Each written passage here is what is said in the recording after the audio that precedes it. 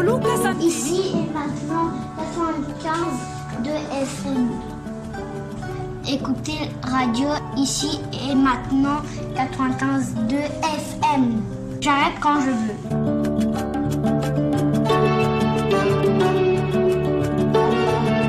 À l'époque, Didier, il avait une animatrice très jeune, de 6 ans, 7 ans, c'était Morgan.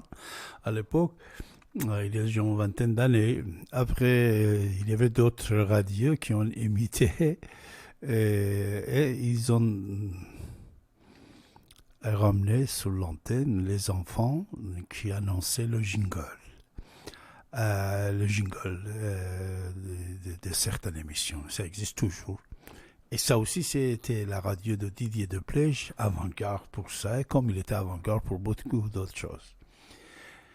Mes chers amis, avant-hier, j'étais chez Darty, puisqu'il y avait un petit problème service après-vente, et malheureusement, on n'a pas bien marché. Actuellement, je crois que les gilets jaunes sont partout dans les mêmes des grandes marques françaises pour embêter les clients. Ça aussi, c'est une méthode des gilets jaunes, moi, je pense, puisque beaucoup de fois, moi et les autres, nous rencontrons des problèmes qui n'est pas catholique, qui n'est pas normal dans certains magasins, endroits, qu'il doit être à l'écoute de clients et respecter les conditions de vente et services après-vente et même accueil clientèle, etc., etc. Actuellement, il y en a énormément de problèmes. Ça, c'est autre chose qu'un jour, on va parler ensemble. Moi, je pense que les gilets jaunes, l'idée de gilets jaunes est dans les entreprises pour embêter les clients. C'est déjà la première chose. Deuxième chose, quand j'étais là pendant 30-40 minutes, j'ai constaté 2 personnes ont passé. Tous les deux, c'était service après-vente Darty, tous les deux, ils contestaient nos livraisons de leurs commandes. Pourtant, il y avait un qui disait, ça c'était livré, c'était marqué livré par la maison de livraison, mais lui il disait, monsieur, j'ai pas reçu. Deuxième, c'était la même chose. Après, il les envoyait à la poste, il a dit, monsieur, j'étais à la poste, il m'a dit, je dois venir ici, patati patata. Après, quand j'ai exposé ce problème avec quelques amis depuis hier avant-hier, j'ai constaté que vous ne trouvez personne qui passe les commandes sur l'Internet depuis 1 an, 2 ans, 3 ans, 5 ans, qui n'a pas des expériences de non-réception de colis. Au moins 1 fois, 2 fois, 3 fois, certains ont tombé dans cette piège, même les marques, ils ont passé les commandes et ils n'ont pas reçu.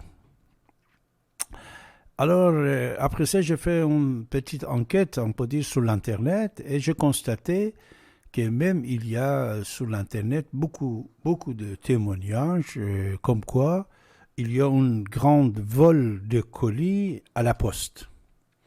Alors même à Nanterre, CGT et Sud PTT, ils ont déjà informé la direction de la poste comme quoi il y a des vols de colis à la poste et surtout chez Chronopost. Moi-même, j'étais victime de Chronopost, personnellement, plusieurs fois.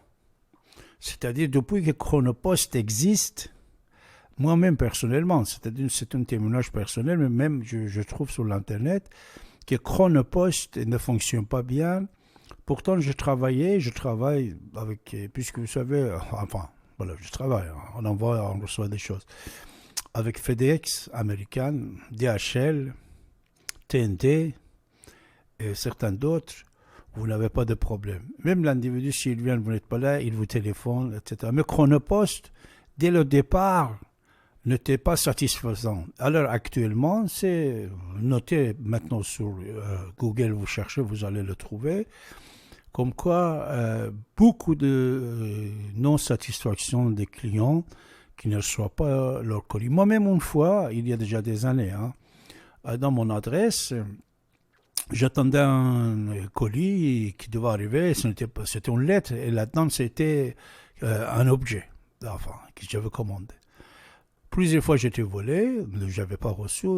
Une fois, j'étais derrière le facteur qui entrait dans la galerie, Et je voyais qu'il y avait 3, 4, 5 courriers dans la main, en train de vérifier si c'est épais ou non. Et par derrière, je regardais mon nom, et je vois que c'était mon enveloppe à moi, et qui est en train de vérifier. Et il a mis dans le sac au lieu de donner au service de courrier. J'ai dit, monsieur, ce que vous venez de mettre dans votre sac m'appartient. Et je l'avais pris, et il y avait quelque chose que j'avais commandé, qui venait à l'époque du Japon. C'était quelque chose de normal, hein? Mais il volait comme ça, il vole, devant vous, devant vos yeux. Ça, c'est pratique. Faites attention. Et surtout, il faut faire quelque chose. C'est-à-dire, le gouvernement doit faire quelque chose parce qu'il peut voir des fois, quand on est volé, le facteur, le responsable de la livraison, il ne va pas dire que personne n'était pas là, je n'ai pas livré. Non, il va signer à la part de la part de client en disant, il va marquer livré. Il va marquer livré. Ça arrive. Des objets de 17 € jusqu'à 50, 100, 200 €. Depuis que j'ai vu ça chez Darty, j'ai fait l'enquête et j'ai posé la question à plusieurs personnes. J'ai vu que malheureusement ça existe. Vol de colis, surtout à Nanterre. À Nanterre, selon Parisien, ils font l'article à ce sujet, il y avait énormément de vols de colis et plusieurs facteurs, livreurs sont convoqués, enfin, enquêtés, etc. Une fois, un des gardiens dans des galeries sur les Champs-Élysées, dans les galeries, vous savez, il y a énormément de maisons de domiciliation, de commerçants, je sais, plusieurs centaines. Hein. Et après, il y a un service de courrier. Le service de courrier, il volait les gens, et même puisqu'il avait tous les courriers des gens, il pouvait avoir les informations bancaires de n'importe quelle personne, commerçant, dans cette galerie. Même de temps en temps, il prenait, relevait de compte des gens, et il passait des commandes. iPhone à l'époque était tellement cher, plus cher que maintenant. iPhone, laptop et d'autres choses, il achetait. Et tout d'un coup, il y avait le propriétaire de compte bancaire dans la galerie qui recevait des factures, mais il n'avait rien commandé. Alors, si c'était des sociétés, il passait à la payer parce que quand vous êtes dans la société, plusieurs dizaines d'employés, des petites choses de 100 000 ou 50 € par mois, ça ne vous dit rien. Vous payez.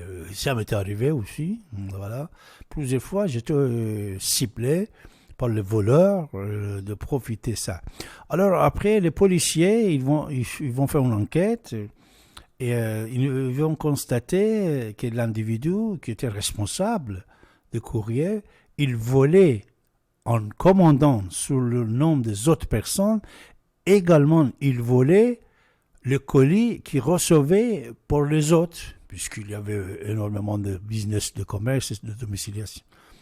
Alors un jour, les policiers, ils vont venir tout de suite dire, alors il y avait un colis qui était livré, il était en civil, c'est des bacs. Pour telle personne, il va dire non. Ah bon? Ils vont leur montrer la photo, comme quoi ils ont filmé le passage de facteur, qu'il y a déjà 15 minutes, il a livré ça. Après, ils l'ont trouvé dans son sac à dos. Alors, on va arrêter la personne, on va le perquisitionner chez lui, et ils ont trouvé des centaines de caméras, de portables, etc.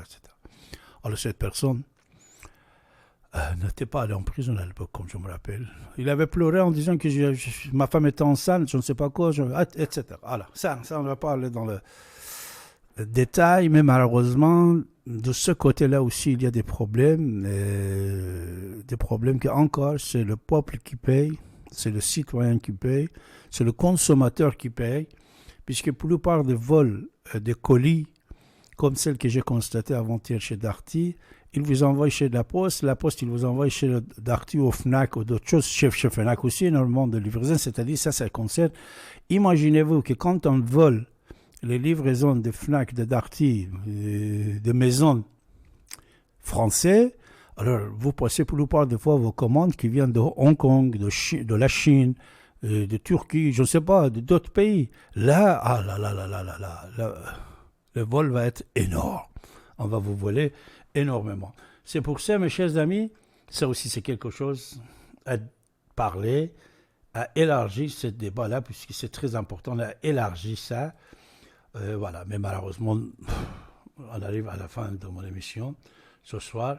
Je ne sais pas si vous avez connu Qaratul Finjan, parce qu'en Irak, vous savez, il y avait une vingtaine d'années une belle femme, femme de Nazar Qabbani, un grand poète. Sa femme va être assassinée dans l'ambassade d'Irak à Beyrouth. Il y a un attentat et plus de 30 ans. Et sa femme va être tuée. Mais il y a déjà 20 ans avant, lui, il va aller voir une magicienne, on peut dire, voyante,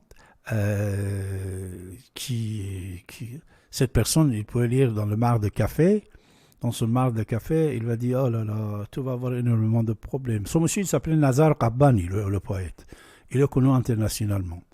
Il dit, oh, ton fils va être tué, ta femme va être tuée, ta.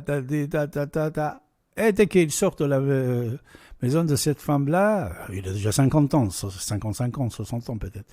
Tout de suite, il va faire un grand poème. Et après, c'est Abdul Halim Hafez, chanteur égyptien, qui va le chanter.